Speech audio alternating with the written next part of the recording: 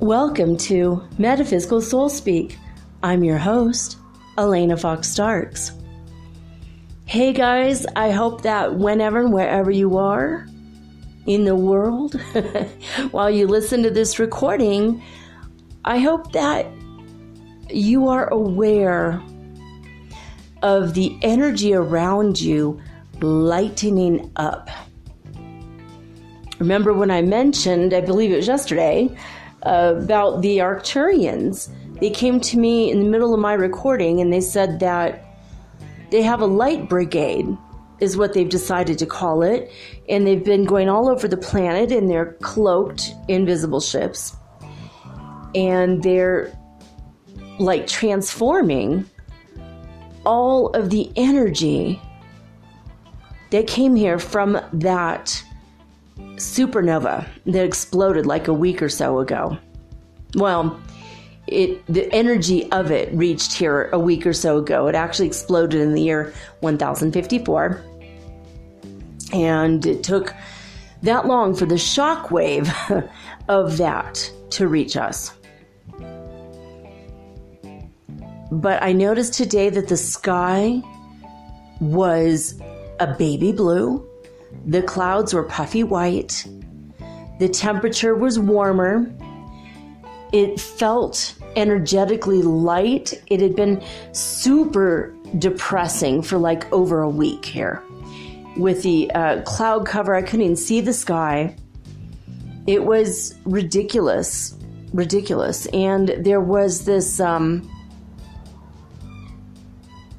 energy of just like dark purple, and just kind of the purple Eeyore energy is what I was calling it. And then following that, I saw a pale pink. And I wasn't sure if the pink and the purple were to heal us, or if it was part of that, or if that was just didn't have a color or not. It was just that shockwave. And then right after that, well, in the morning, like this morning, everything looked brown and sepia. The energy was like a old-fashioned photograph energy. That sounds weird. I know that sounds so weird, but there was really like just brown. Like the way the air in Los Angeles used to be in the 70s, like just brown. Everything looked sepia in my childhood. And I mean, you can even see it in pictures. It just, everything looks so brown then, I don't know. But that's how the sky looked too. That's how things actually looked, at least in LA.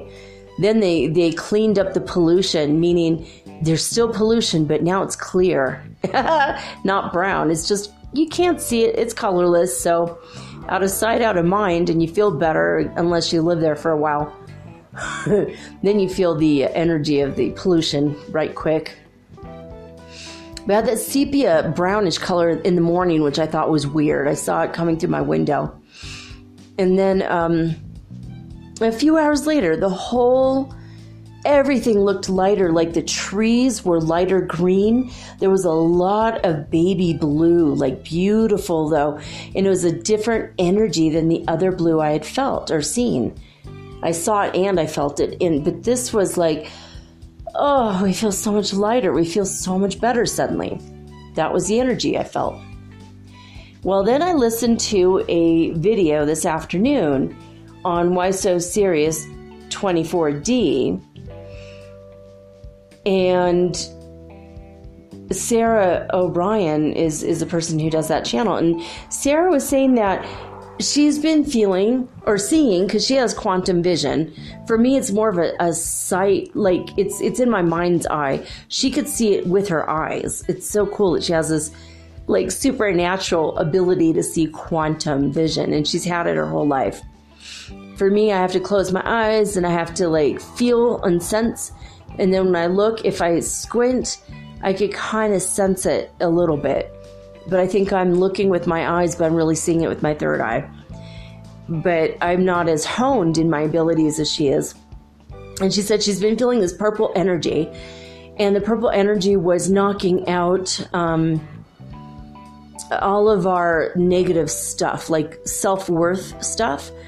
And remember, I was saying, didn't we have all the stuff about self-worth and feeling hopeless and depressed and suicidal and worthless and anything that's not really us anymore? But that came up this past week, right? So we could clear it out. Well, that's what that heavy purple energy, the Eeyore, was to bring all the Eeyore stuff out of us. And then the pink energy came and unblocked, according to Sarah O'Brien, it unblocked all of our blocks to love. Our blocks to finding our soulmates or our twin flames, our blocks to loving ourselves. And she said she saw it like it came through. The pink energy came after the purple energy, knocked out everybody's blocks to love. And that it went out everyone's hands and feet. That was her impression of it. And then she said that she felt, and then today she did a video saying that there was, while I was doing all my research on this, she had made another video and it came up in my feed. I think the video was from like a few hours before. But anyway, she said that there was a sadness in Mother Earth, in Mother Earth's energy, in Gaia's energy. And it started in Mother Earth in the morning had been releasing brown energy. And I'm like, oh, that's weird, because all the clouds were brown. I saw it. And she also said she's been looking at the moon, and she had always been blocked from seeing the moon, and now suddenly she has been unblocked and she could see the energy of the moon. And she said she's going to do a video on it, but I kind of got her gist that it's like a control center to control us, and it was put there a long time ago, the energy from the moon to control people. And she said, well, you have to not go in the moonlight anymore and maybe go only with the sun, which is funny because didn't I say that, like, I don't know, 3 or 4 months ago? I was saying I have a feeling that from this point forward, especially while we're trying to integrate into 5D entirely, we need to go with the sun, allow the light to penetrate us. The gamma rays are going to go through our bodies and change our DNA anyway. It's already happening, but when we resist it, that's when we get digestive issues. We feel emotionally, like energetically stuck, or anxiety, depressed, fearful, melancholy, all that. And also we get very, very bloated. We gain a lot of water weight suddenly, or especially if you're like me and I'm a holder of the light. So the light rays come into me, and if I resist it, I get really bloated. Also, if it's way too much light, same thing. And then I'll just, I look like I'm pregnant sometimes. It's insane. And then when I have been able to channel it all out, I'm thin again, and I look normal. So, I mean, I won't go so far as to say thin, but, I look normal. I look, I don't look, I'm not fat, but I look fine. All right, so yeah, I have a hang up on this. I look good, okay? If you're in my twin flame and you're hearing this, I don't look bad, trust me. Yeah, there's my insecurity. See, maybe there's still some insecurities lingering around, right? Oh, well. So it was cool to know that somebody else out there saw all the things I've been talking about all week, all of the energies and the things I've been feeling and seeing. She was the one that mentioned the supernova thing, but then after she did that video on that energy shockwave coming our way, that's when I started noticing the purple energy, and I thought, oh man. So I don't know. She says it was a solar flare that created the purple and the pink, and that, and also the purple knocked out our blocks in our third eye. So that was to make us, more, well, psychic and telepathic, and we're able to see the future more and whatever. So what else did she say? Oh, there was a weird dark matter that suddenly fell to Earth recently, and she sees it as a dark glowing black, and also it has like a dark purple and dark green, like green and purple at the same time, color mixed in, and that's been really helping us to release more stuff, just knocking stuff out of our bodies. So all this stuff is for our benefit, of course, and it's been one wave after another of solar flare energy, and it's to the point now where the magnetosphere is just barely hanging on. We already knew there's a crack in it, and now it's just like really it's super weak.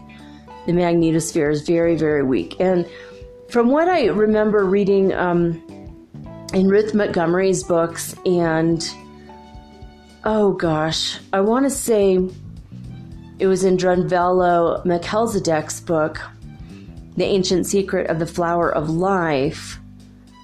I think those are the books I read that when this happens, when the magnetosphere gets super weak or almost gets wiped out completely, that's when the poles are going to shift, and it might be rapid. No one really knows, because the last time it happened, we weren't really keeping track of history or whatever. We didn't have video cameras or anything to record anything, and probably no one knew what was happening anyway. You know what I mean? It was just like, what the hell's going on? This is a weird day or a weird week.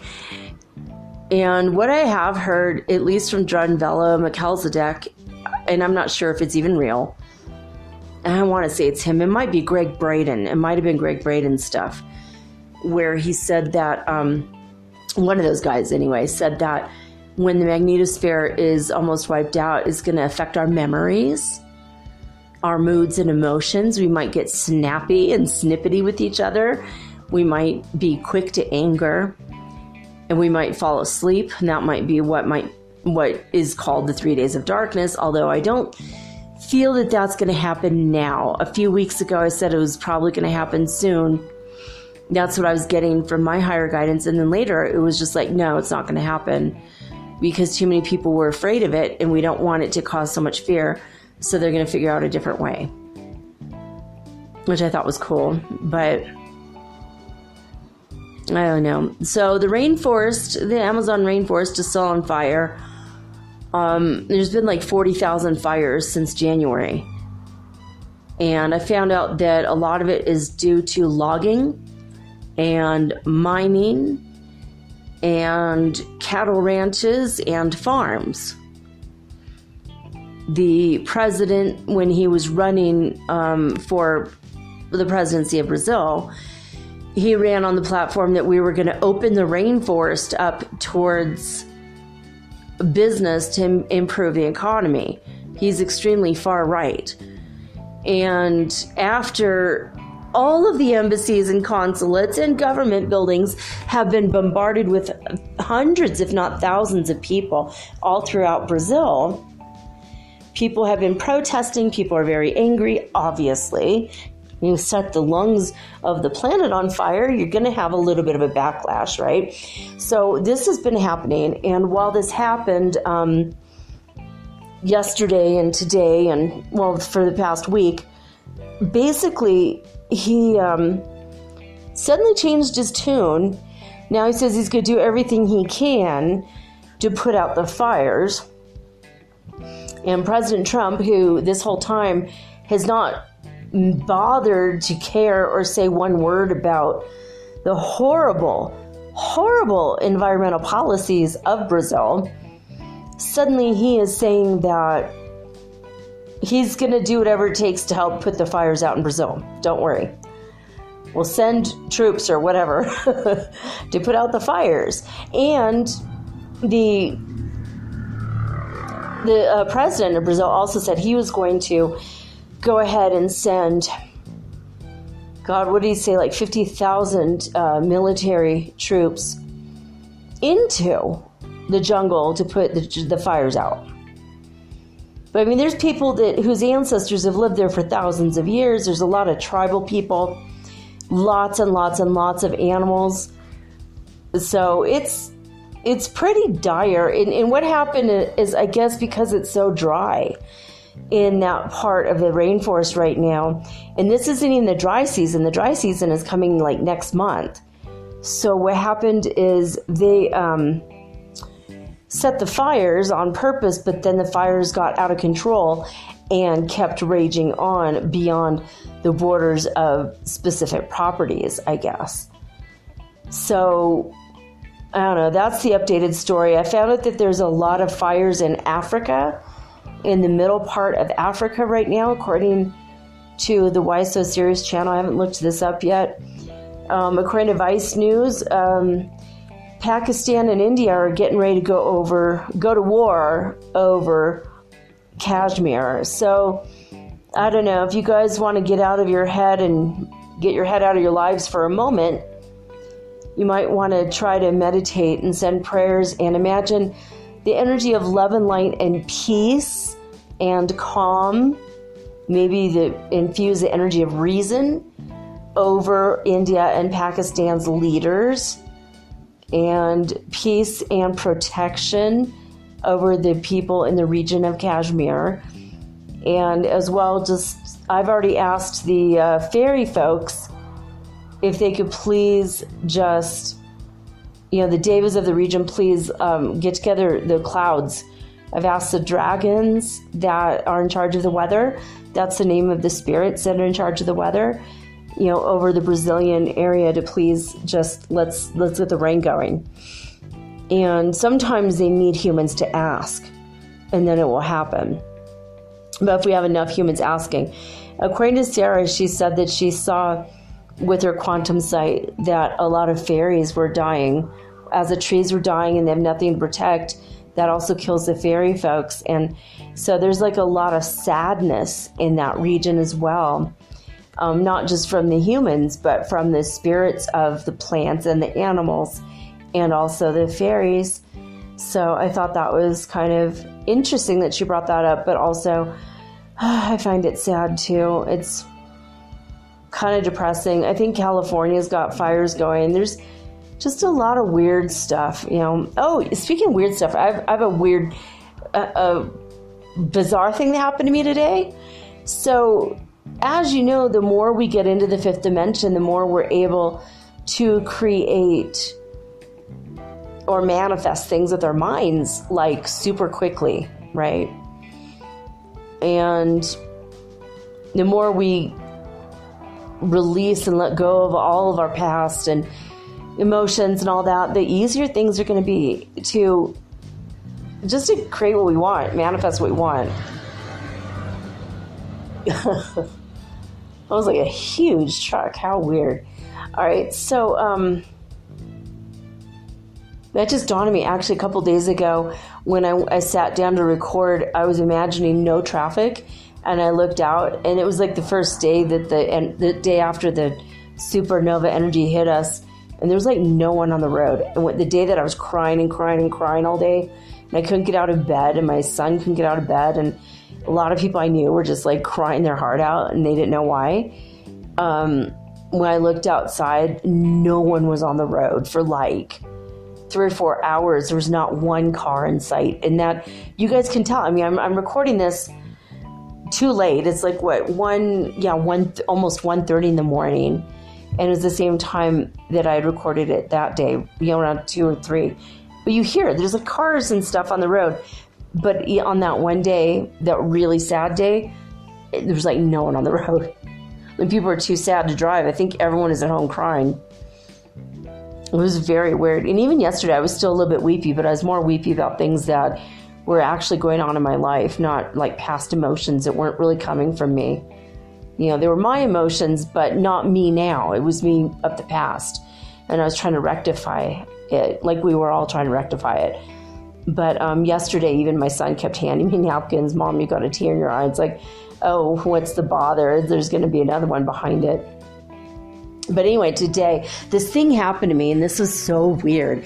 Okay, so I was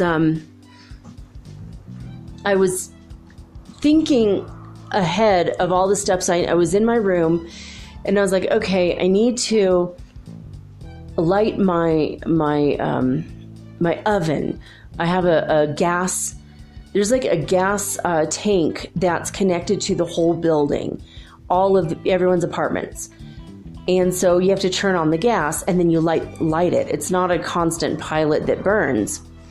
It's just as you need it, right? So it's like gas on demand, right? And I don't know if it's propane exactly, but you know, when you light it, it's blue, so that might be propane. Anyway, I was thinking about all the steps I need, and I have those super long lighters. When you click the button, it makes like kind of a plasticky click, like a click, and then when you do that, there's like a fire at the end. Well, the fire ran out, so all that's at the end is a little I think it's a clicker that it's like strikes a little flint inside that long pipe, but that's enough to light the burners. But in the oven, it doesn't light it as easily, and I'll sit there and click it like 30 times, and then it looks like it's going to blow up, and it just, like the bottom of the oven moves, and it's like, boom, and so we started realizing we can't do that anymore. It's too scary. So we've decided to, at these moments, light the burner, and then you have to use a candle, and you have a candle with the flame, and then turn on the oven. Then you can light it easily, and it doesn't combust. Because there's not a lot of excess gas while you're trying to click it into working. So anyway, I was sitting on my bed, and I was thinking about all of the steps I needed to do. Because I like to move efficiently, so my mind.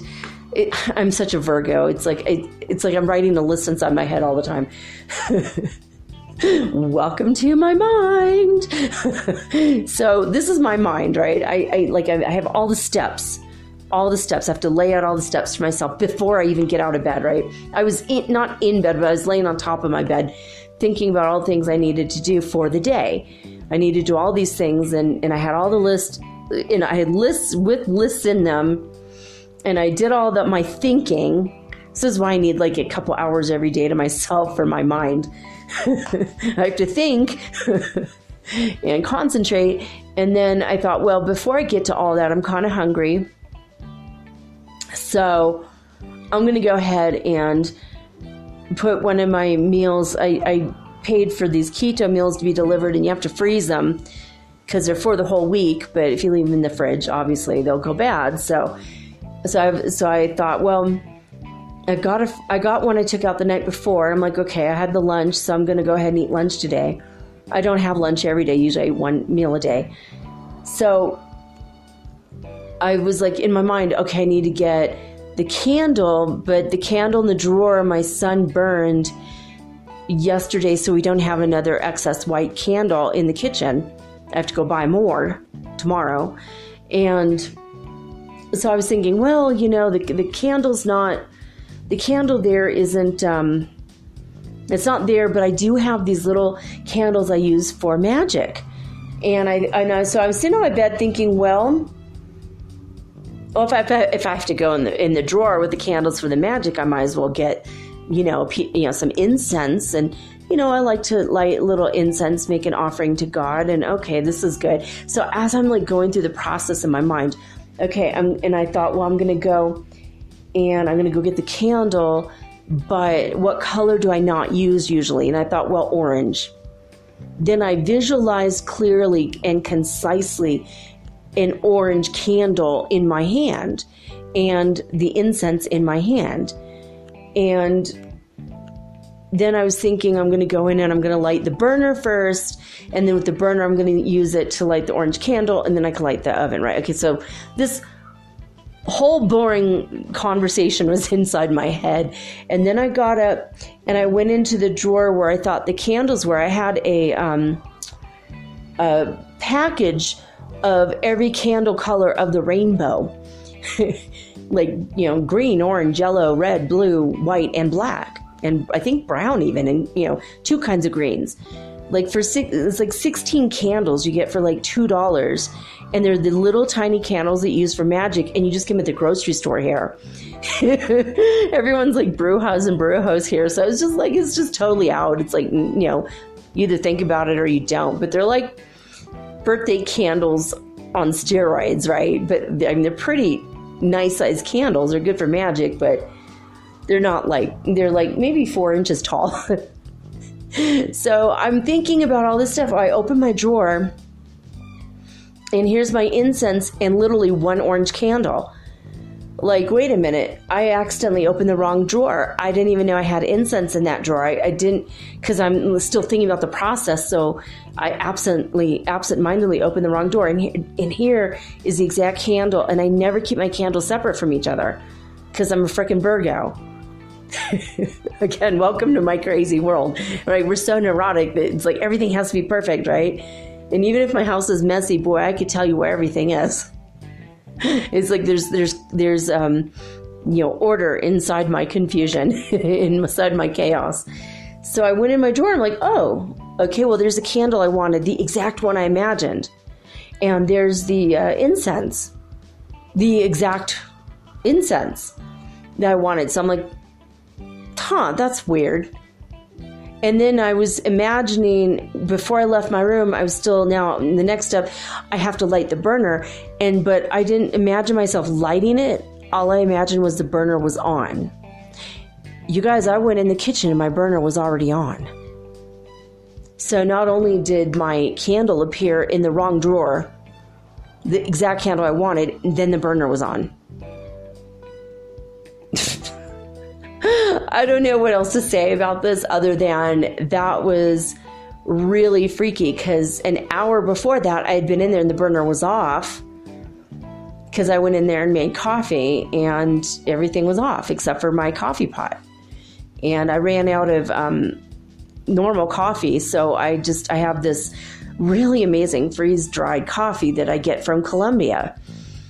And so I was just making, you know, I had hot water and I was just making instant coffee today.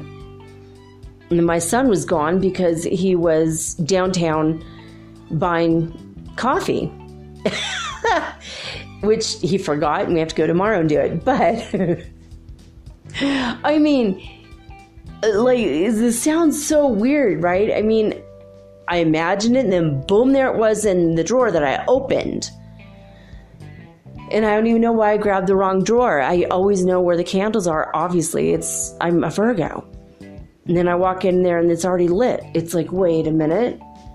I mean, I started shaking and I was like, whoa.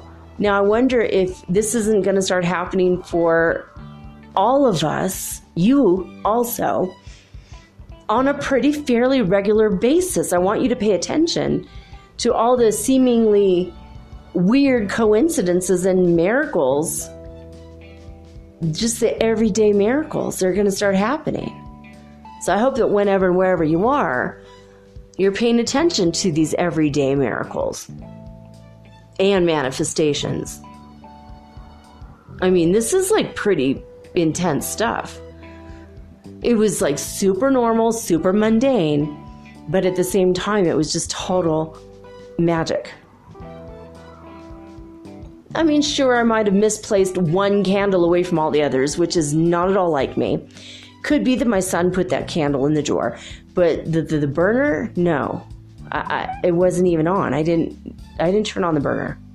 I was in the other, you know, like, just like the other day a couple months ago, when my pan I'd washed, everything was fine, and the pan was fine and everything was good, and then all of a sudden, out of nowhere, it just started burning on the outside of the pan. Out of nowhere. And it had already been on the burner for 10 minutes, so it wasn't like if there's something on the pan. And I'm like, why is the pan on fire? And I lifted the pan, and out of nowhere, a fresh white paper towel was on the burner out of nowhere. And it's like, obviously I didn't put a towel on the burner, but how did that happen? And I feel like there was a spirit messing with me on that day. Someone is screwing with me. because why would I put a pan on top of a burner with a paper towel on it and then light it? Obviously, I wouldn't do that. So where did the paper towel come from? And it had already been cooking for 10 minutes. How did the paper towel get there? And how did it suddenly be miraculously not burned? And then when it started burning just around the edges, I was like, whoa. And then all of a sudden I smelled the paper burning. But nothing, it was like, there's nothing that can fall underneath a pan, between the pan and the burn. It was like the weirdest thing. And usually I know when there's a ghost or a poltergeist or an ET here, and I do get visited by my relatives that died. Once in a while, they just check in with me. Sometimes my ancestors come. But, I mean, these incidences, nobody was here. There was no other spirits. It might be the fairy folk. And today I did feel the presence of my, I have some fairies that come and they want to help me clean my house sometimes. So they kind of get us motivated, and all of a sudden, I'll wake up, my son will be cleaning the floors or something. And I did a lot of laundry, and I did dishes, and I swept the floor. So I did a lot of cleaning today. So I feel like maybe they were influencing me because I wanted it cleaner in here. And they wanted interaction. I felt them with me, but I don't think they started the burner. They could have. And they could have put the candle in the drawer. They could be reading my mind. The fairy folks. And sometimes they are here with me, and they do sometimes help me. But that was weird. I don't know. That was my bizarre story for the day. We haven't had one in a while, right? So I had to tell you. All right, let's get to it, babe. Disclosurenews.it. Schumann resonance, okay? The Evening Report, 1700 UTC time, they write, today's significant activity was concentrated in about 5 hours, from 4 a.m. to 9 a.m. UTC time. During this period, there were 3 peaks at 30, 27, and 25. And then they say the word Kek, K-E-K. What the heck is Kek? What is that? Usually it says Hertz frequency. It's maybe because our magnetosphere is so low. Why? At least I got the date right today. And then says, after this phase of movement, some latency has remained. Anyway, I guess, at least in Italy, it was only 30. Not very much, right? So now we're going to go over to our Heart Math Institute. They have quite a bit. They have 6 centers around the world that they do the Schumann resonance for every day. So starting with California, my God, it's huge. At midnight, it was 198 hertz frequency. And by 4 a.m., it was 190. But still, that's a lot for California, right? Or for anywhere. All right. And then in Hofuf, Saudi Arabia, it started off at midnight at 101 and only went up to 102 by 4 a.m. In Lithuania, the Schumann resonance hertz frequency was 164 at midnight, and it went only to 161 by 4 a.m. In Alberta, Canada, this has always been the big one lately, 382 hertz frequency at midnight, and 372 at 4 a.m. So that's still huge, though. I went down a little bit, but I mean, man. So from 382 to 372, it went down by 10, but that's a lot. Now, in Northland, New Zealand, they started off at midnight at 25 hertz frequency, and at 4 a.m. they were to 0. And again, just like yesterday, in Hulului, South Africa, they started at 0 and ended at 0. In fact, as I scroll backwards towards the past week, in Hulului, they have been zeroed out. They have been at 0 since 9 a.m. on Wednesday, August 21st. So for 3 days, they've had no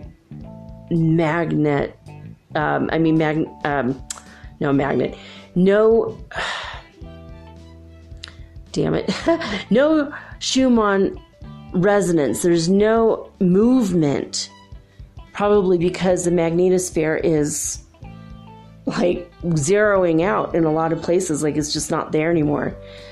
And it looks like that might be where the crack is, or part of the crack is in Africa. Now, also what's I don't know if it's in South Africa or if it's north of that country, but in the continent of Africa, I mean, you could see the fires from space.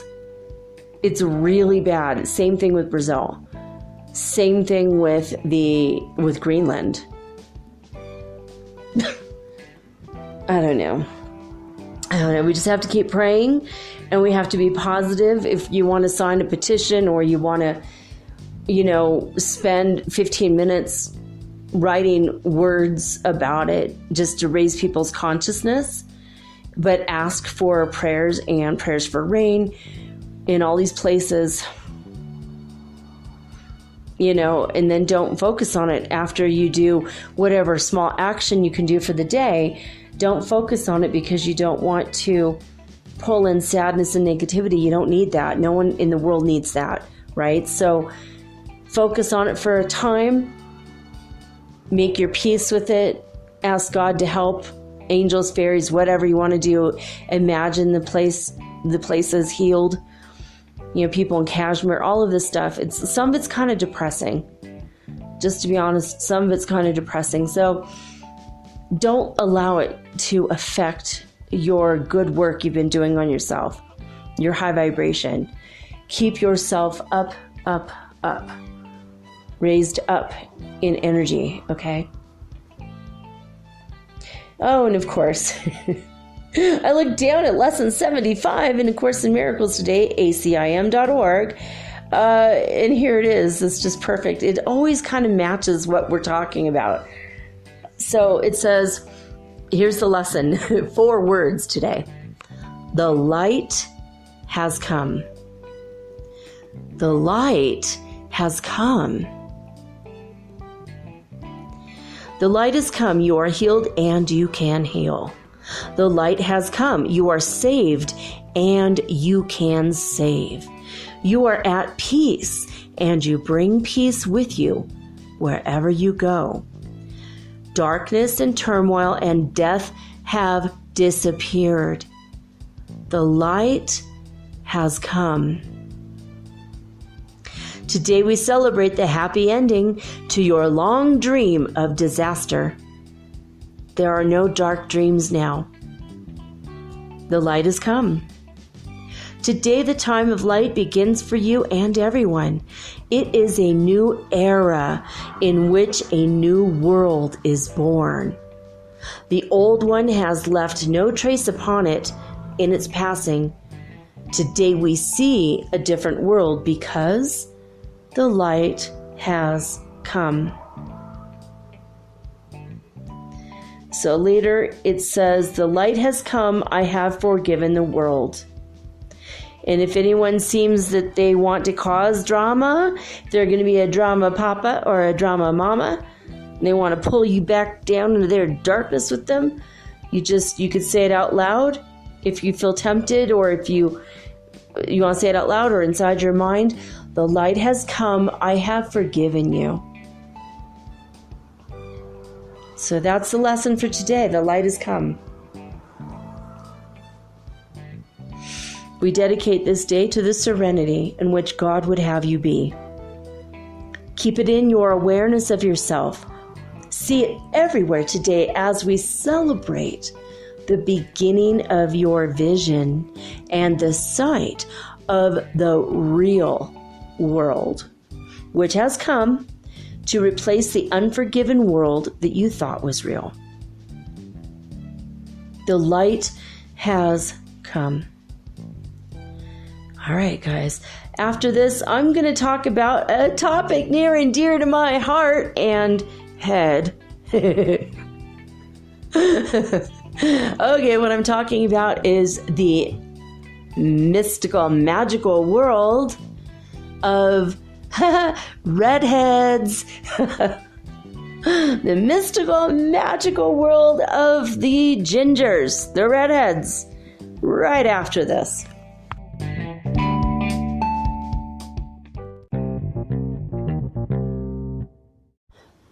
If you're listening to this, you obviously like podcasts, and you probably like music too. Long walks on the beach, romantic dancing under the stars, and oh wait, we're not doing that right now. On Spotify, you can listen to all of that in one place for free, and you don't even need a premium account, which is cool. Free is always good. Spotify has a huge catalog of podcasts on every topic, including the one you're listening to right now. On Spotify, you can follow your favorite podcasts so you never miss an episode. Download episodes to listen to offline wherever you are, including your long romantic walks on the beach. Also, one thing I love about Spotify is that you can easily share what you're listening to with your friends via Spotify's integrations with the social platforms like Instagram. So that makes it really, really versatile. Just search for Metaphysical Soul Speak on the Spotify app or browse podcasts in the Your Library tab. And follow me, of course, don't forget, so that you'll never again miss an episode of Metaphysical Soul Speak. Spotify is the world's leading music streaming service, and now it can be your go-to for podcasts too. Thank you guys so much for supporting Metaphysical Soul Speak on Spotify.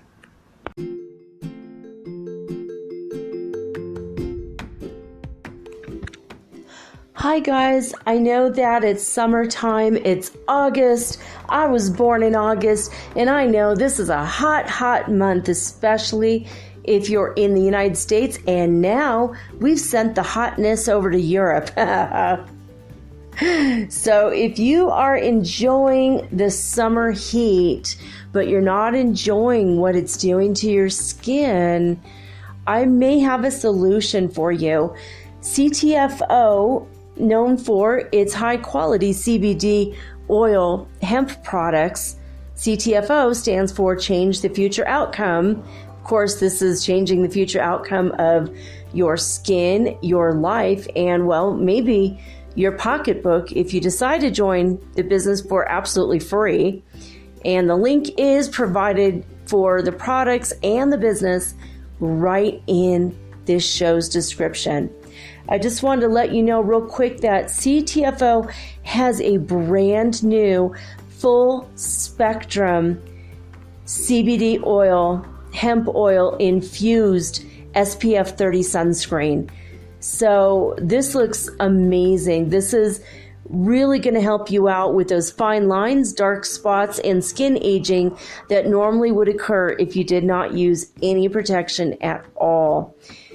As you know, CBD oil does help against free radicals. It helps get rid of wrinkles. It reverses skin conditions such as ruddiness, breakouts, and also inflammation in the skin. So this is a gentle, sheer formula enriched with antioxidants, and it protects all skin types as well as being water resistant. We also have a new After Sun skincare cream filled with vitamin D, and as you know, your skin would love to absorb the vitamin D, not just from the sun, but also from the cream after you're out of the sun. Remember, we talked about a couple weeks ago how vitamin D can help you absorb things like magnesium, potassium, vitamin C, and it goes down to the bone and it makes you so healthy. Vitamin D is excellent. And here it's this cream, this After Sun skincare cream has loads of vitamin D. So if you want to check it out, yeah, if you don't want to, that's cool. If you want to check it out, there is a link in the show's description. Just wanted to let you guys know.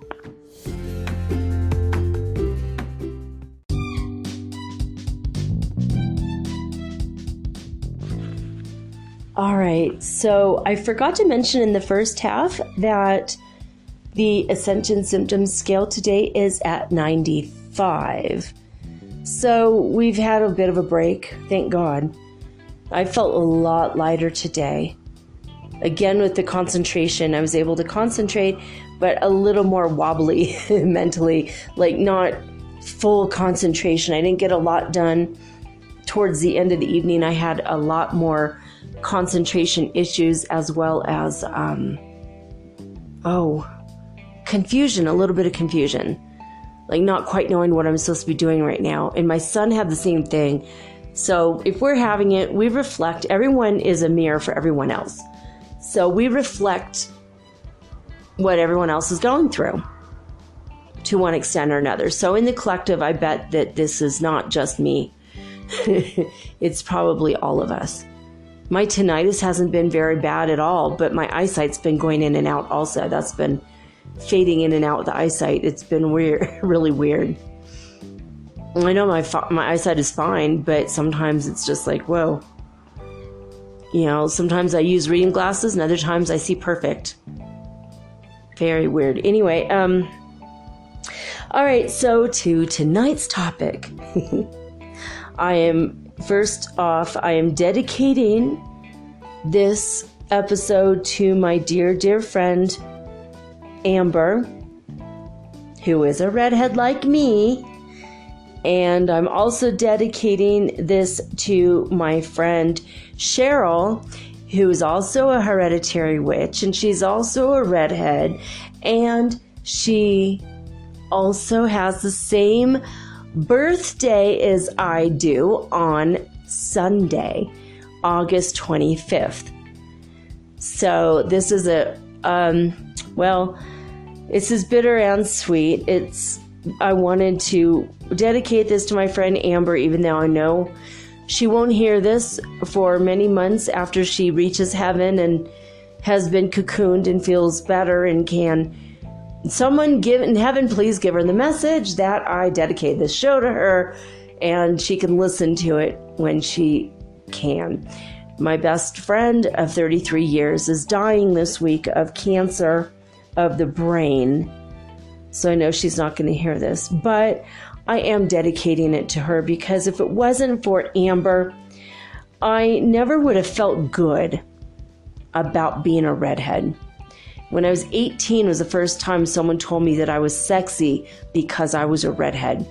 Then someone told me that there was a rumor going around that redheads are good in hot tubs. Don't know if I appreciate that. It seems sexist and I don't even know what you call that, reddest. I mean, it's not racist exactly, but I mean, because of my color, my hair, I will get nasty and down and dirty in a hot tub. I don't know. I don't know. I went to a t-shirt party where everybody wears plain white t-shirts and there's all these markers floating about, permanent markers. It was a fraternity party and everybody writes on everybody else's t-shirt. Like sometimes phone numbers call me, or there once was a man from Nantucket, blah, blah, blah. And someone literally wrote that on my shirt. They say redheads are good in hot tubs. And I'm like, what the hell? I came home and read the t-shirt. I'm all, whoa, that was, never heard that before. I never thought I was attractive. I grew up and people shunned me. They didn't want anything to do with me. I mean, they would talk to me and be my friend, but as far as boys wanting to date me, no. When I went to California and I met, Chuck, oh my God, how much I love this guy. We're still friends. We're still friends on Facebook. He was a commercial airplane pilot for a while, but he loved me. He's like, I love your red hair. You're beautiful, you know? And I was like, wow, no one ever told me that before. Not before I was 16, except my mom. but you never really listen to your mom, right? You just kind of, thank you, Mom. You have to say that because it's your job to build my self-worth, but, thanks. And my little sister, she's half Irish and half Mexican, and so she had black hair, and I was like, that is the hair I wanted my whole life. Because when I was little, people called me Carrot Top, and I'd have to point out that Carrot Tops were green, and people would point out, they would say, oh, you have orange hair. I don't have orange hair. My hair's never been orange. It's been when I was very little, when I was a baby, I had fiery. I mean, I was a Heatmeister baby. I had fiery red hair. But I am very, very Irish. I'm American. I'm Irish American, but my roots are Irish, right? So my Cherokee roots, unfortunately, don't show very much. A little bit in my cheekbones, but not very much, right? But it wasn't until I got to college in, 1989 when I met Amber, she said, okay, there's a Redhead manifesto you must read immediately. And I'm like, what? And she said, yes. In order for you to love yourself as a redhead and feel good about being a redhead, there's some very real facts you need to know. And it's in a book called Still Life with Woodpecker by Tom Robbins. So if you are a redhead, you're going to have to read this book.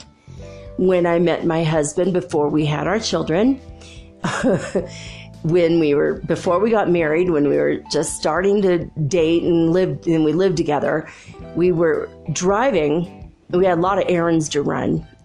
And I said, that's it. Every time we get in the car, we're going to read this book until it's done. And I did. I read to him while he drove, Still Life with Woodpecker. And he's like, why are you reading this crazy book to me? It's like kind of crazy and sexual and kind of wow. But I'm like, because I'm a redhead, you have to understand everything there is to know about a redhead if you're going to marry me. And so I forced him to read this book, or at least I read it to him, and he loved it. It's funny. In that book, it says that redheads are either funny or dangerous. Mad bombers are redheads, but also I Love Lucy. She was a redhead too. So the thing is, what they said or what Tom Robbins said in the book is that the redheads you have to really watch out for are the ones that are both funny and dangerous. Anyway, another thing, this can make me cry, but another thing that it says in that book is that it's never too late to have a happy childhood. And I had a really crappy childhood for the most part. I had some really wonderful memories, but when my parents divorced when I was 5, all hell broke loose as far as my childhood. Most of it was just shattered. I still have some wonderful memories, but for the most part, the day in and day out, living with my stepmom who beat me, and my first stepmom, then my second stepmom. I mean, my first one kidnapped me to Mexico. So I've had a really wild childhood. And when she told me this and I read the book, I came over to her house and I'm like, what? It's never too late to have a happy childhood? 'Cause what? She said, start today, baby. And she poured me a glass of wine and made me dinner. And we laughed our asses off the whole rest of the night. And that year at Christmas time, she had invited me over for Christmas, and I went over there and she bought me a t-shirt and it said, it's never too late to have a happy childhood. She found it in a store. She couldn't believe it. And she bought it for me. And she said, obviously I thought of you the minute I saw it. And I wore that for years and years. In fact, it was in my storage when my storage was ripped off recently. So, I kept it for like 20 something years, that t-shirt. So I'm dedicating the show to Amber. And I am dedicating this also to Cheryl, who is my birthday twin. We just met each other in the past year, and we are like sisters, long lost sisters, and we love each other. So I love you, Cheryl, and I love you, Amber, even though Amber is not going to hear it until she gets up there.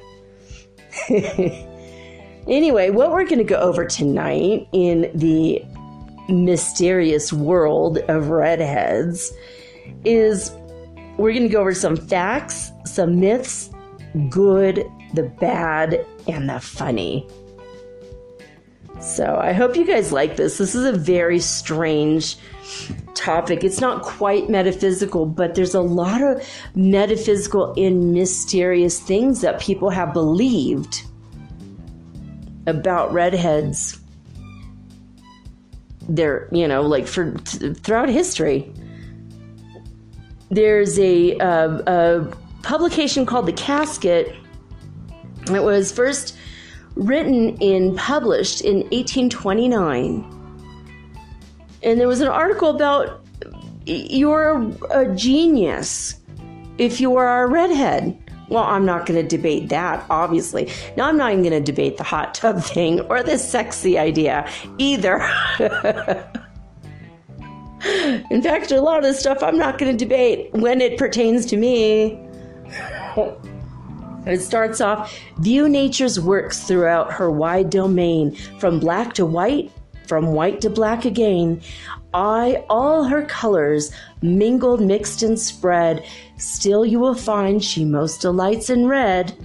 Or grand and gaudy, simple and sublime, still 'tis the same throughout receding time. Aww. Thank you so much. Anyway, this article is on the myths and history of redhair.co.uk. And there's literally a whole article about how if you're a redhead, you're definitely going to be, well, a genius, of course, right? So there have been, some of the things are misnomers, some of the things are good, some of the things are bad. So let me see what I can find out here. I'm on a couple different websites. I'm going to tell you. So redheads have been vilified. We have been persecuted. We have been loathed, hated, feared. We have been murdered for our hair. Not because people wanted our hair, but because people were scared to death of us. I mean, I think we're pretty awesome, but there's no reason to be afraid of us. Like, come on. There has been lately a myth that redheads are going extinct.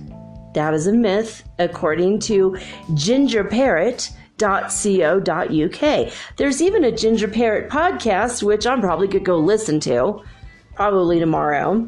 And I thought that was very strange. We're not going extinct. Good. Because I was feeling pretty sorry for us redheads for a while. When I first heard that, I'm like, aw, that's like so sad. All right.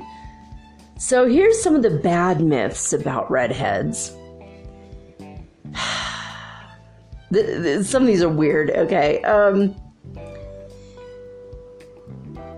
There's been a lot of people scared of us. I did have, when I was an adult and I was working as a security guard, one guy came up to me and he said, I wanted to ask you something. And then he started getting really nervous and weird and fidgety with his hands. And then he backed up away from me, backed himself literally into the wall while he's asking the question, am I a witch? Because, well, where he grew up, everyone believed that all redheads were natural born witches and we have magical powers and we are best not be crossed. Again, not going to argue.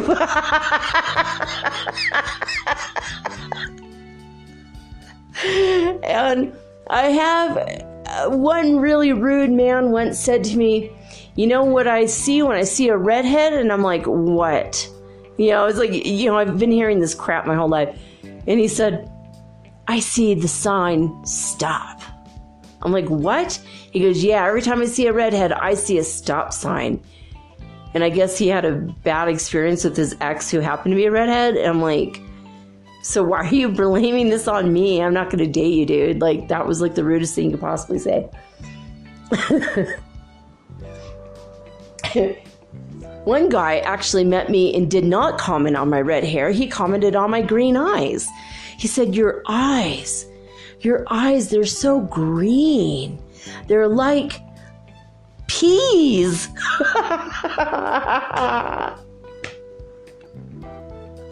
Wow, way to pay a compliment, man. That was just so awesome.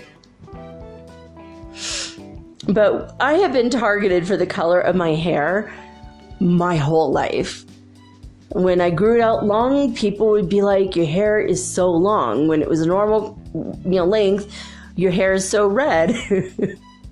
But no matter what, people have come up to me randomly and thought it was okay to touch me, to touch my hair all the time.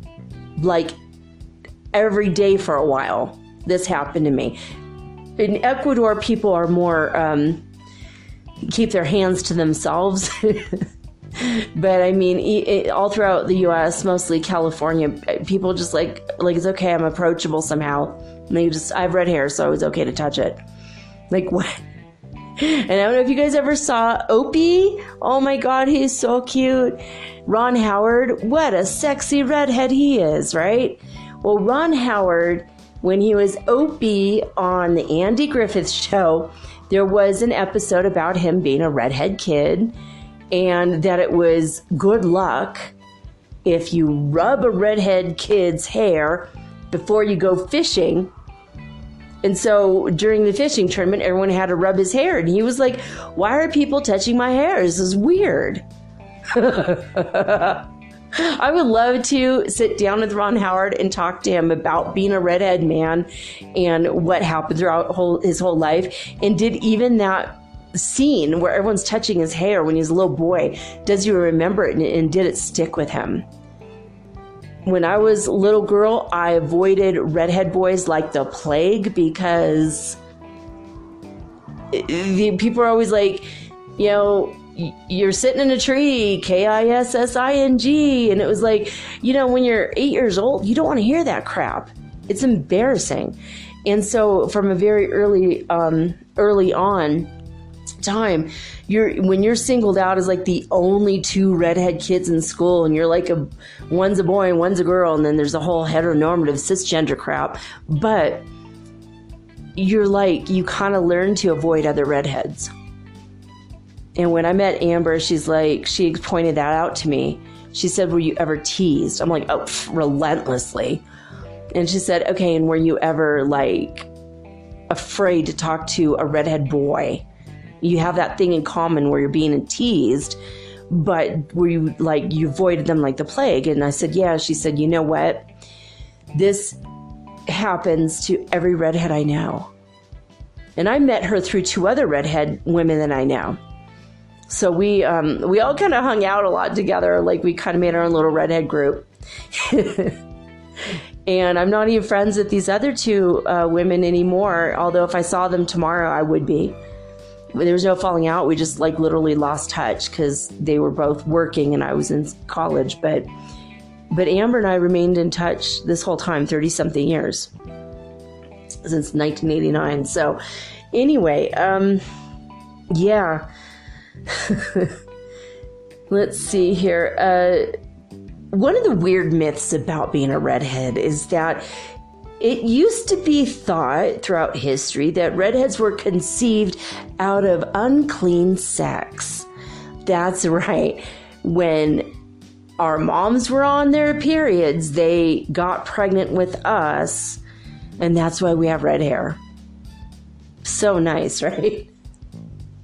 I don't think this is true. Obviously, it's kind of hard to get pregnant on your period. I mean, maybe that's where some of the magical ideas come from, right? But redheads have often, throughout history, thought to be witches. And during the witch trials and persecutions throughout history, hair color alone was enough to cause us to be put to death. Common redhead traits of freckles and moles were seen as marks of the devil and signs of having connections with Satan himself. It's like, dude, it's just skin. Like, what? It's so weird, right? Mark of the devil. Dun dun dun dun dun dun. So, redheads have no souls. Fuck you, South Park, for that one. You made the myth virtually indestructible. Of course we have souls. But that's a big thing, right? Redheads have no souls. And Satan himself is portrayed with having red hair because it supposedly shows sexual desire and moral degradation. Yeah, because, we're redheads. We have no souls, so we have no morals, obviously. Psst. Stupid South Park. I can't believe they said that. So,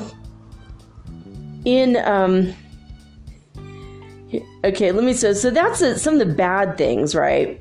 It is said that Judas, who betrayed Jesus and sent him to his death, was a redhead, and that he betrayed Jesus for 30 pieces of silver. He did it for money. And so later on, there was a myth that built up around Judas that after he betrayed Jesus, he became a vampire and silver would burn his skin. Later, it was a cross made from silver that would burn the skin of vampires, who are, of course, all redheads, apparently. We have been considered to be mermaids. Again, that's one of my nicknames, so I don't know. I mean, I don't have a tail, but I mean... We are thought to be... We're vampires, we're witches, we're mermaids. What aren't we?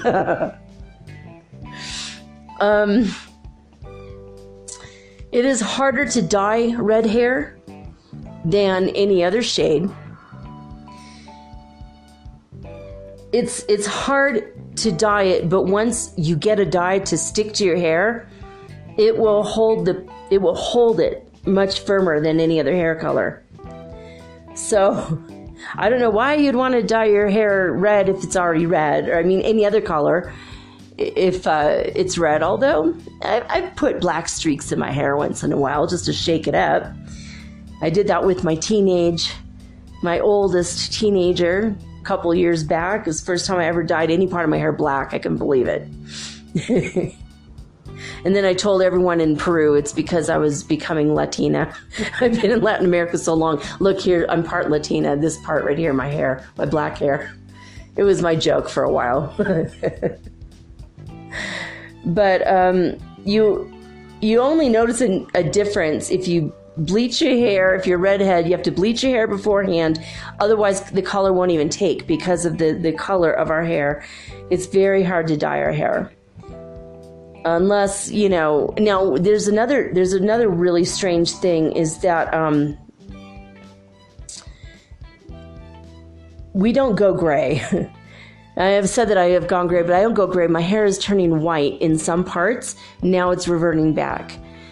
But ginger hair or red hair retains its natural pigment a lot longer than other shades, and there's no need to panic about going gray because it will fade and it'll go through a spectrum of faded copper, rosy blonde, and then like a silvery white. It's never gray. It's always like white. Very, very strange. Now, 30% of women who are not redhead and they decide to change their hair color, 30% choose redhead shades. It's popular. Who doesn't want to be a ginger with the rest of us redheads, right? Um, now, flame-haired beauties have 90,000 strands of hair on their head compared to blondes who have 110,000 strands of hair and brunettes with 140,000 strands of hair. That's right, we have less hair. But it's frickin' red, so hey. We have less hair than other people. Weird, right? But red hair is usually thicker than everybody else's hair. In fact, I had a conversation with Cheryl just yesterday. I said, yeah, I just washed my hair. It should be dry sometime tomorrow. And she said, oh my God, that's the same with me. And now today I read this. Our hair is thicker. That's why. It takes forever for our hair to dry. So it looks like we have more hair because it's bright freaking red and it's thicker, even though we have literally less hair than everybody else. So it is thought that and this is not a myth. These are things that are supposedly true. We do bruise more easy than people with other hair color.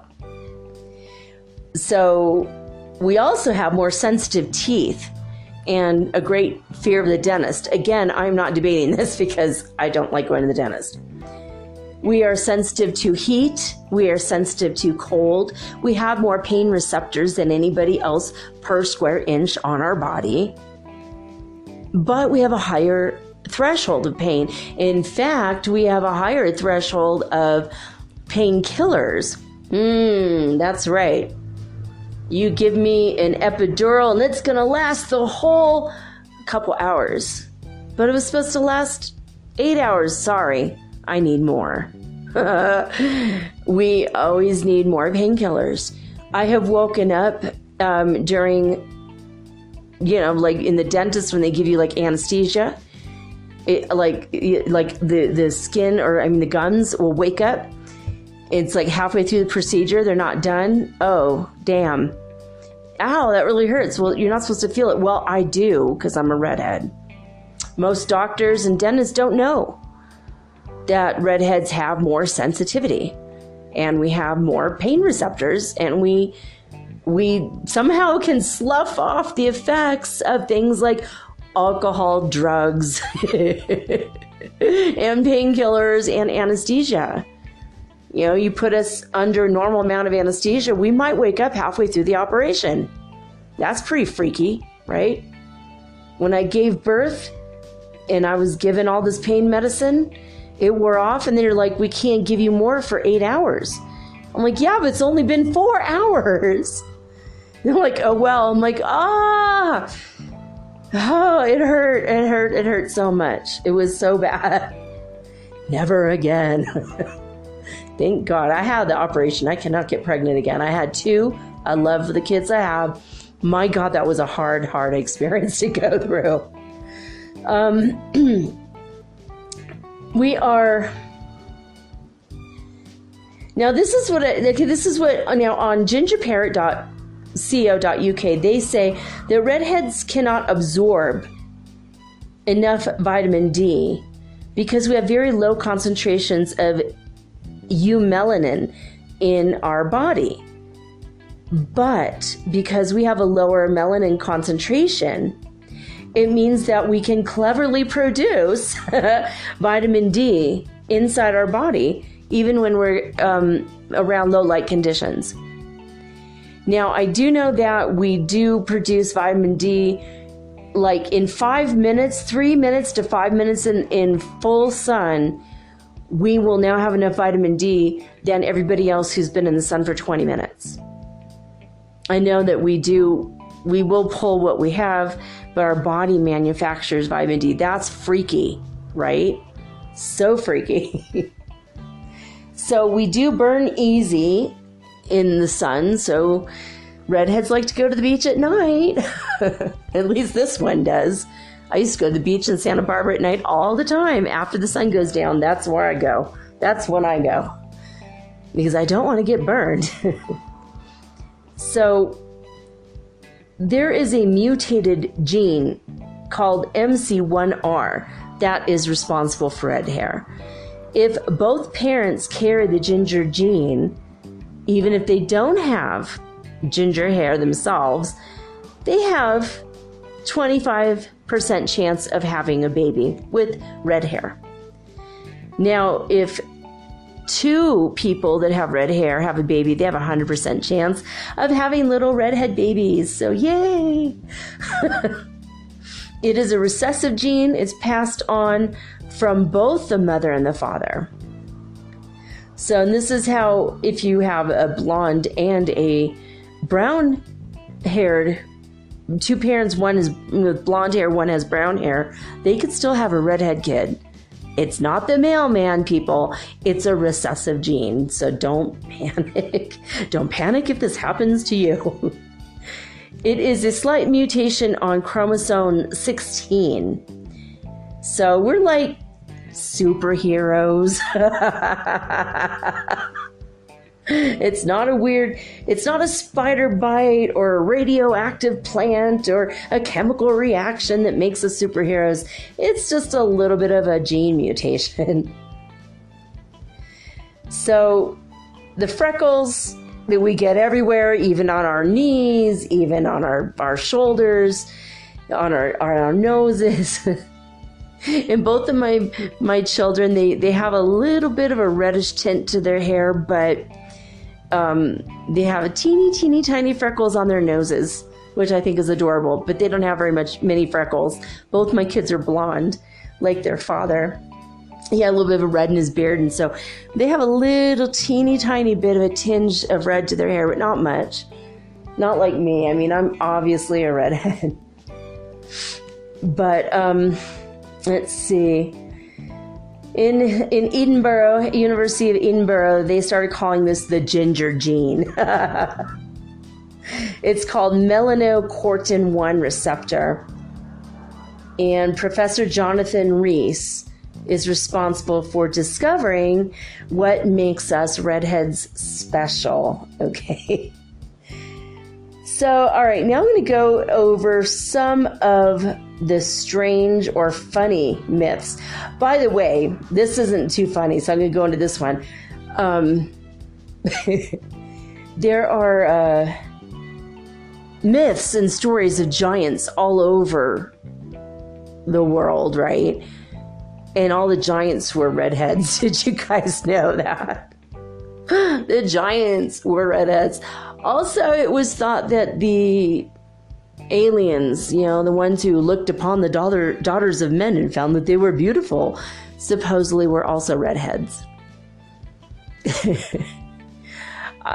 So we're not only witches, we're vampires, we're also giants. I'm 5'1", so I don't think anyone in my ancestry ever ate anyone.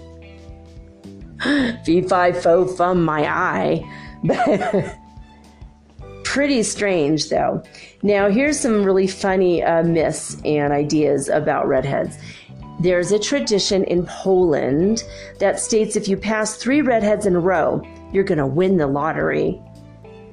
So, I don't know. Are there any 2 redheads out there that want to go to Poland with me and have a little fun? Redhead luck. Let's go on an adventure. Make people in Poland happy. Now, in Corsica, France, though, now if you pass a redhead on the street, you have to spit and turn around to avoid bad luck. What? That would be kind of funny, though. That'd be fun to mess with people. Just keep walking up and down the street all day, and no one will be able to get to work. They'll be like spitting and spinning. Spitting and spinning. Spit and spin. That's what I'm going to call it. The game is going to be called Spit and Spin, and I'm going to go to Corsica, France, just to see if this works. Greek mythology says that after redheads die, we turn into vampires.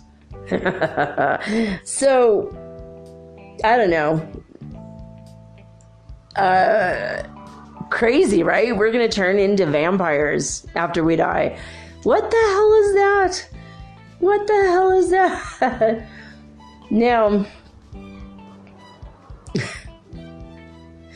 in Britain, though, there's a tradition that on New Year's Day, whoever calls you first is going to bring you a certain kind of luck. If a brunette calls you, that is the best luck. If a blonde calls you, no luck at all. If a widow calls you, that's bad luck. If a redhead calls you, that is the worst luck. I hate Britain. No, I'm just kidding. I don't really. That's so rude. Now, Russia, the name Russia means land of the Reds. We are named after the Viking Rurik. He was a redhead. That's, well, not we, Russia. Russia was named after Rurik, a redheaded Viking. In fact, anyone with the name Rufus, well, Rufus means redhead. Now, finally, here's the good news. Denmark believes it is an honor to have a redheaded child. I could not agree more. Now, according to thevintagenews.com, they said that history has not been kind to redheads, unfortunately. And ancient Greece pretty much lumped us in with a minority that was undesirable. And in Jewish mythology, back before Adam and Eve, basically, Adam was married to Lilith. Do you guys remember Lilith? She she was his first wife. And she was a redhead, supposedly. And later became known as a demon who wreaked sensual havoc in the Garden of Eden. And she wouldn't do what she was told. She wouldn't be put in her place. She had a will and a mind of her own. That's why Eve was made for Adam to be much more submissive. I mean, we saw how their children turned out. One killed the other. Anyway, Lilith was a woman with her own mind. She was a redhead, and she was like, hey, guess what? I don't have to do anything, that I want to do, basically. Yeah, redheads are known for being stubborn and willful, and again, I'm not going to deny that. But it was a sin for a while, or considered a sin to be a redhead, or that we're sinners, we're the undesirables, public enemy number one.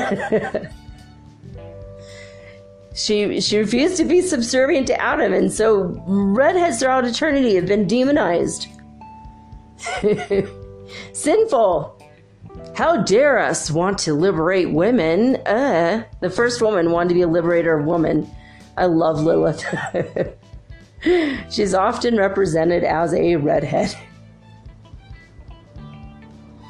Now, this part, though, is very sad. In Egypt, redheads were sacrificed by they buried us alive to avoid bad luck.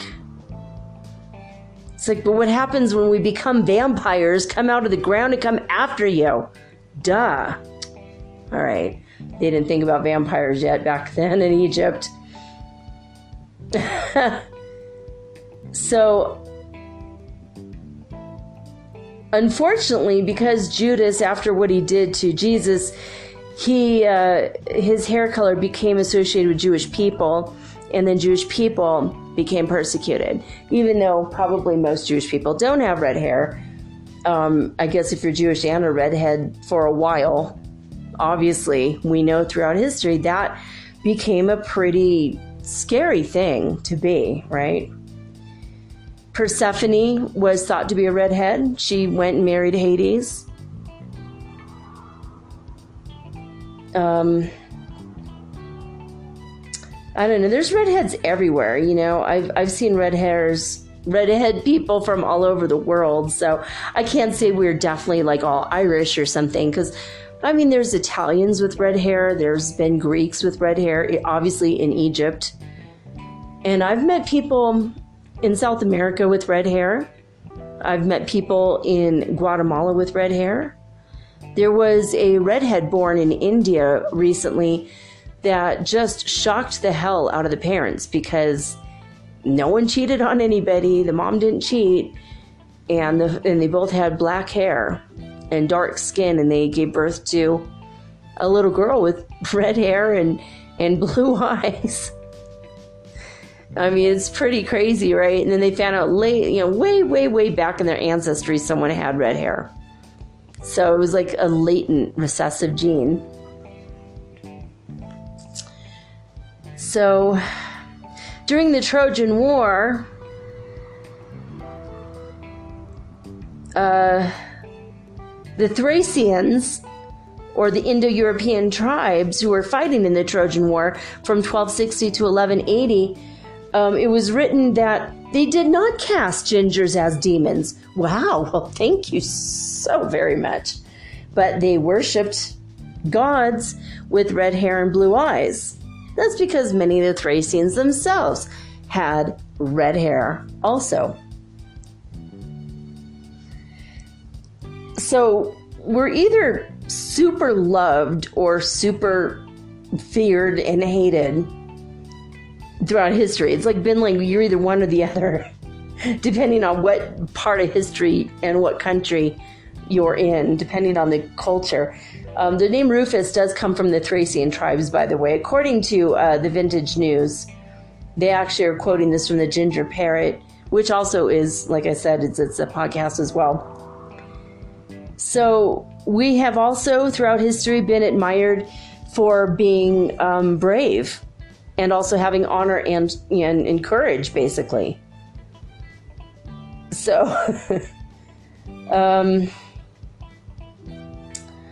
I don't know. There's a lot. Now, there's a book that I wanted to tell you guys about in case you are a redhead and you have interesting... you find this interesting throughout history. There's a lot of royals that have red hair, and the Romanovs. It was thought or known that the Romanovs in Russia, the famous royal family, also had red hair. Queen Elizabeth was shown as having red hair.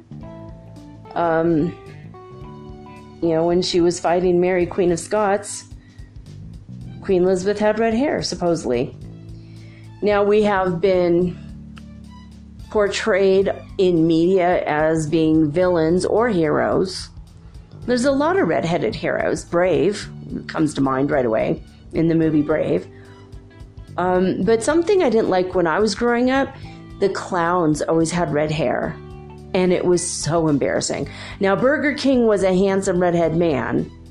And he was a king, so that made me happy. But Ronald McDonald, I think, no. He really pissed me off, to be honest. I think that my fear and loathing of clowns came from everyone expecting me to be funny. Maybe that's why I became a heyoka. Maybe I was already born that way. But... and I always have been somewhat funny. Maybe when I was little, I wasn't, because I was very, very upset that clowns were always redheads. Now as an adult, Krusty the Clown has blue hair. Thank God. The Simpsons didn't portray him with red hair. I mean, it's not fair, It puts a lot of pressure on a little kid to think that people expect you to be the class clown. They expect you to be that. It's kind of this weird, unconsciously written rule, that you're going to definitely be the one that's going to be funny, I mean, even in Happy Days, oh gosh, not Potsy, Potsy's best friend, Ralph Malph. Ralph Malph was a redhead and he was funny, right? The only way he could get women is if he's funny, and it's not. He was a handsome guy. I think he's still alive. Handsome guy. Bonaducci, he was handsome too. A lot of handsome redhead men. But there's a stereotype that redhead men are like a general... It's very unfair. It's very unfair to the ginger men. I've dated ginger men a couple times. I'm open-minded to any man who's going to be a decent human being. I mean, he can't be so ugly I can't look at him, but I mean, but generally looks aren't all that important, like if you connect with somebody on a heart and soul level, that's what's important, right? But there's a lot of good-looking men, but, that are redhead. But, all right, so this book is called An Esoteric History of Red Hair, and this is on the myths and history of redhair.co.uk.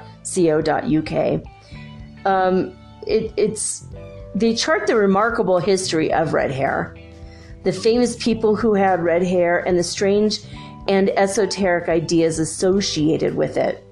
Like, why are there so many rulers and royals that are redheads?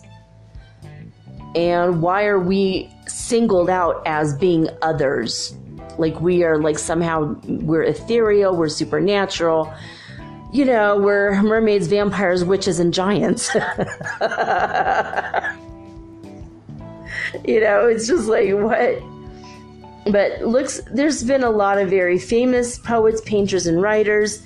It is said that we are empaths and that we're intuitive, and psychic is some of the things I've come across. Also, I hope you guys understand that if you ever meet a redhead, if you look into her eyes or his eyes for more than 5 seconds, you're going to fall in love with us instantly. That's a wonderful myth. I love that one. We are aliens. We are from Atlantis. I've heard a lot of things, right? But one thing that I like, and there's even a case made that maybe possibly Jesus was a ginger. Well, I do remember him from 2,000 years ago. I remember that life. And he had some ginger in his hair, but he wasn't a full-blown ginger. There was bits and pieces of ginger, but his hair was kind of like a pale brown, but it was bleached in the sun, and he had a little bit of ginger in his beard. So he was not a whole 100% ginger, I'm telling you, from my memory, but he was a very handsome guy. Oh my God. I want to be the savior of humanity and ultra handsome. All right, ding, ding, ding, that's done. Pretty cool. I mean, honestly, if you're going to be...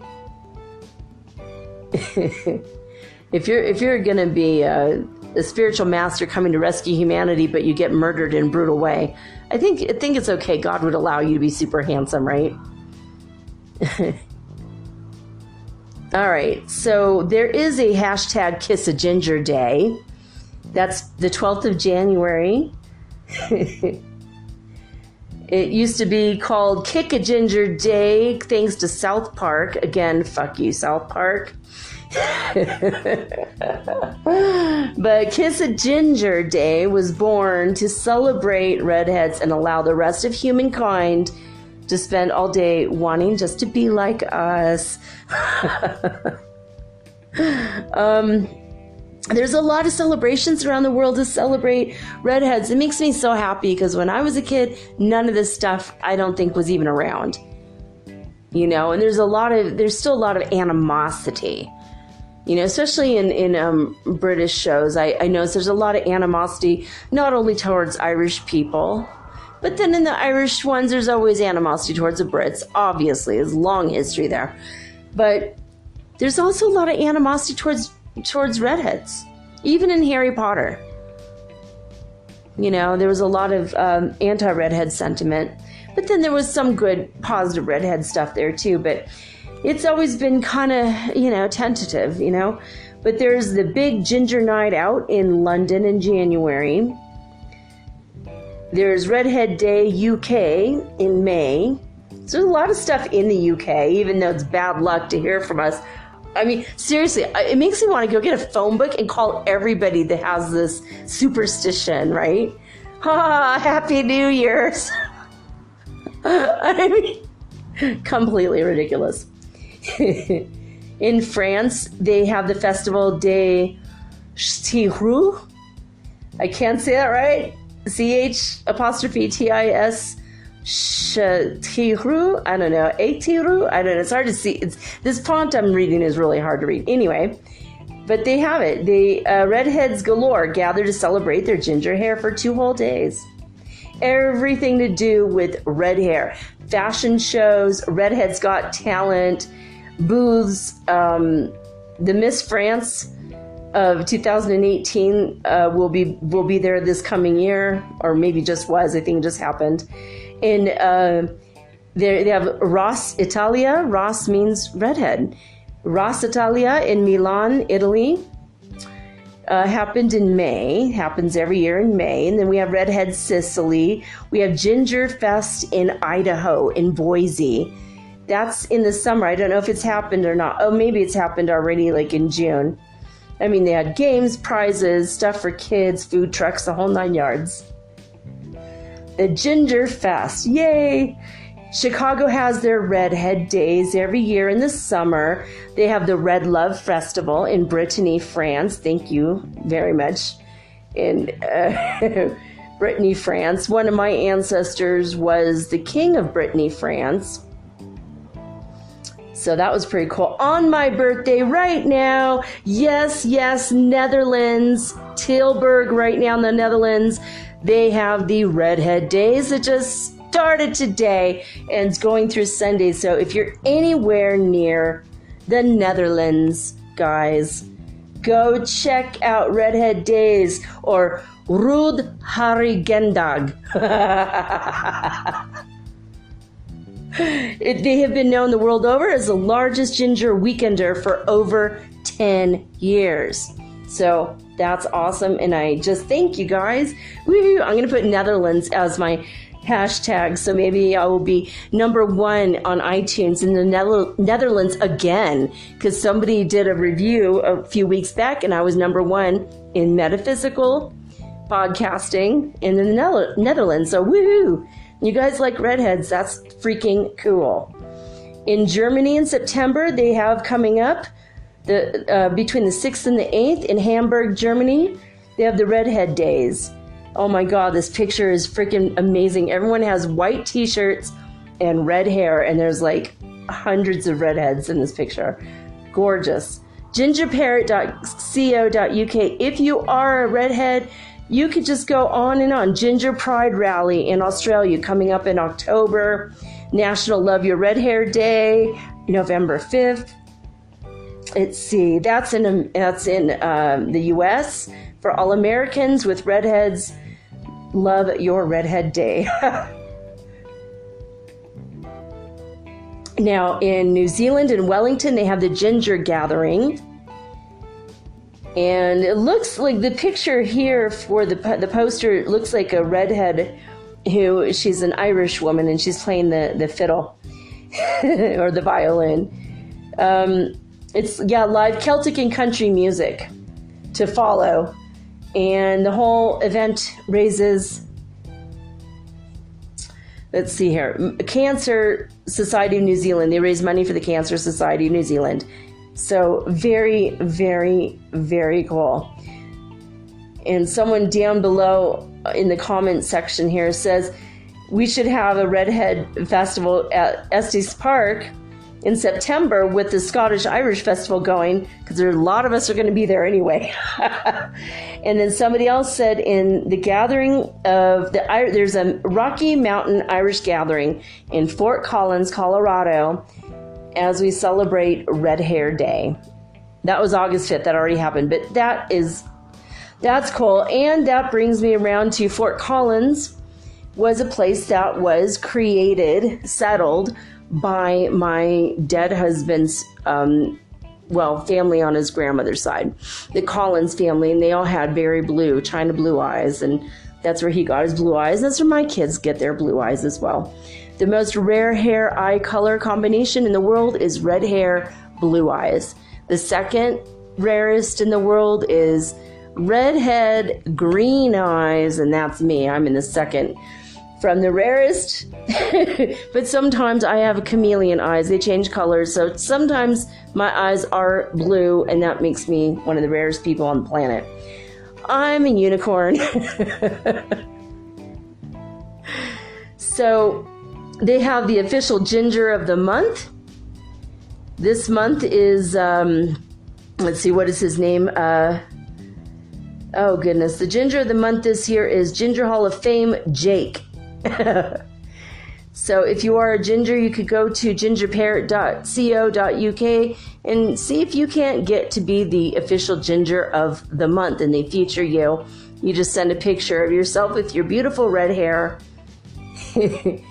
And there's, we need special hair products. There's a lot of stuff about redheads, but I hope that I was able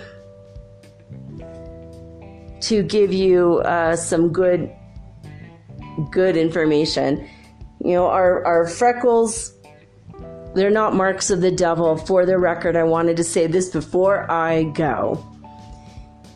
We are called sun-kissed. The sun kisses us and tells us it's time to go back inside because we've been outside too long. But also my mom, when I was growing up, she told me those are angel kisses. Don't you ever think for a second that the angels aren't with you and that God doesn't love you. And the proof is you have angel kisses all over your face.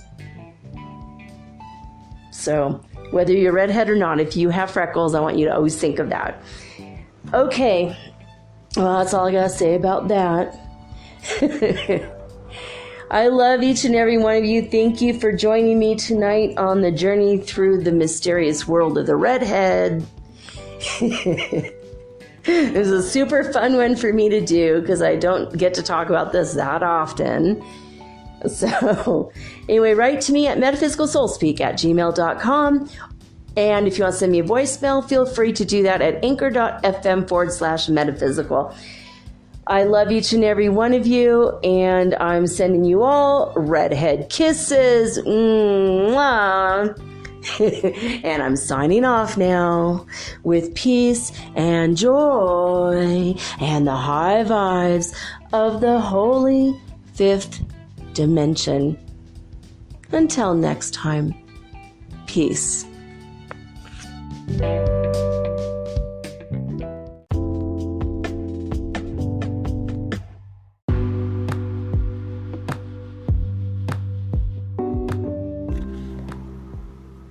Metaphysical Soul Speak is run on sponsors and listener support.